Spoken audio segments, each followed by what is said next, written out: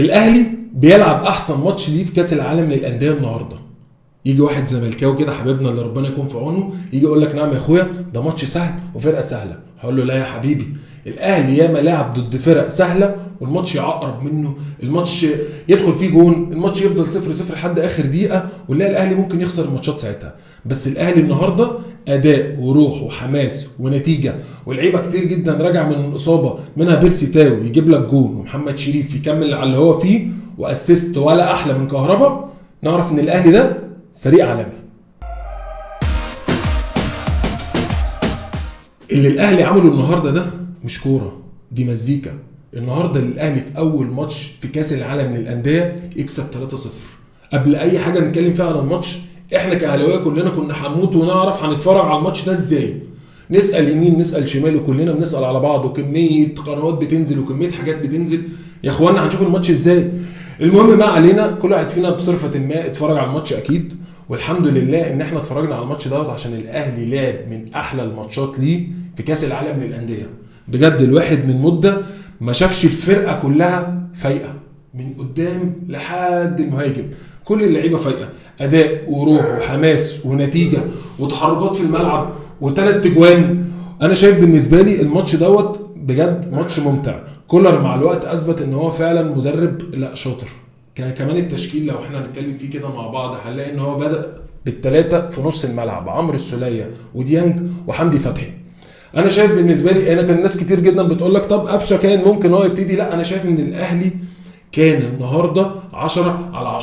عايزين نتكلم عن حاجه اساسيه كمان، محمد شريف للماتش اهو الثالث او الرابع بيرجع بيجيب اجوان. محمد شريف كان طول عمرنا بنقعد نقول يلا يا محمد شريف بقى انت بتضيع كتير قوي.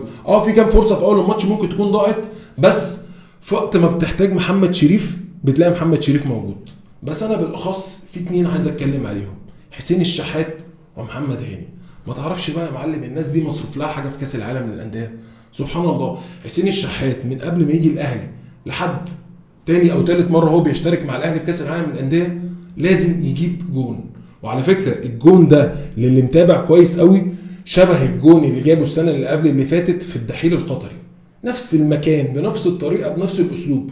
سبحان الله. تلاقي بقى ترجع بقى الدوري العام عادي وكاس مصر وكده مفيش، تلاقي صعب قوي حتى ان هو يجيب شوطه من بعيد. مش حسين الشحات دايما مميز ان هو من ناحيه اليمين يخش يعدي يا بص بالعرض يا شوط. فحسين الشحات انا بالنسبه لي 10/10 النموذج. يعني الماتش دوت هو ده حسين الشحات اللي الاهلاويه كلهم عارفين. تاني واحد محمد هاني من ساعه اصابه اكرم توفيق دايما بنتكلم ان بيبقى فيه هجوم شديد قوي على محمد هاني. يا اخوانا بالراحه على الراجل مهما عمل كان دايما يحس ان هو بيدخل في مقارنه مع اكرم توفيق. بس انا شايف ان محمد هاني كان زمان نقول محمد هاني بيتألق في كاس العالم بس دلوقتي انا بالنسبه لي محمد هاني من قبل مثلا كاس العالم 3-4 ماتشات لا هو ماشي بنهج وباسلوب وباين ان في تطور كبير جدا عند محمد هاني.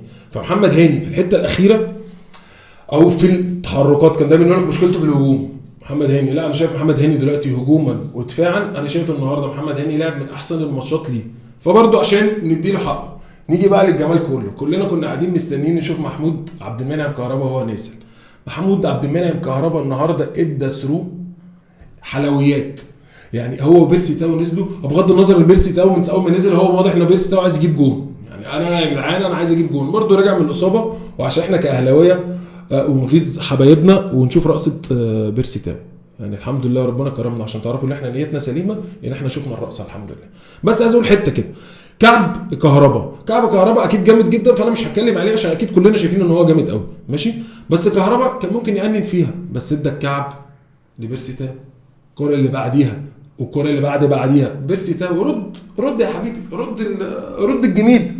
فدي حته كهربا وبيرسي تاو. بس انا اللي عاجبني ان انا بالنسبه لي جديد في الموضوع ان هو كولر بقى بيشتغل على الحته دي.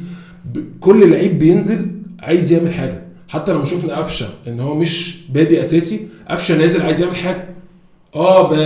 في حاجات مستفزه كتير بتحصل بس قفشه نازل عايز يعمل حاجه. فلو هنتكلم كجوان وكاداء وكلعيبه نص ملعب وكخط الدفاع 10/10. انا بالنسبه لي اللقطه كلها ان معلول حبيبنا يفوق عن كده شويه وبالاخص احمد عبد القادر. احمد عبد القادر انا لعيب مهاري جدا، لعيب جامد جدا، بس دايما يا عبد القادر انا بالنسبه لي لازم يبقى عندك يعني ايه الخطوه الثانيه. الخطوه الاولى عندك حلو جدا، بتعدي يمين شمال وبتاع وبتلف وترجع، بس في كور بتبقى محتاجه ايه اسرع من كده شويه، يعني لازم يكون في قرار تاني، شوت من بره، باصي اسرع. فدي حته عبد القادر. مش عايزين نتكلم في كلام سلبي كتير، انا شايف ان احنا يعني بصراحه النهارده مستمتعين. فرقه عالميه، فرقه بتنافس مع احسن فرق في العالم، يعني مش فرق بتنافس على المركز الخامس. فلا احنا فرقه جامده. وكومنت سريع، اكيد كلنا اتفرجنا على المعلق اللي كان بيعلق، في شويه كومنتات عليه، بس الاهلي صيته في كل حته. لما توصل ان هو بيرمي افيهات كده في حاجات معينه اكيد كلنا خدنا بالنا، فهنعرف ان الاهلي دايما فخر لينا. كلنا مستنيين الماتش اللي جاي. الماتش اللي جاي مش سهل، عايزين نفرح النهارده كده ونتبسط كلنا كاهلاويه، ان احنا نتبسط اكتر بالنتيجه وبالفوز، نتبسط بالاداء. نتمنى ان هو يكمل معانا للماتش الجاي، عشان عايزين نعمل بقى الجديد ان شاء الله، ان احنا ما نبقاش برونزيه بس، نبقى فضيه وذهبيه ان شاء الله.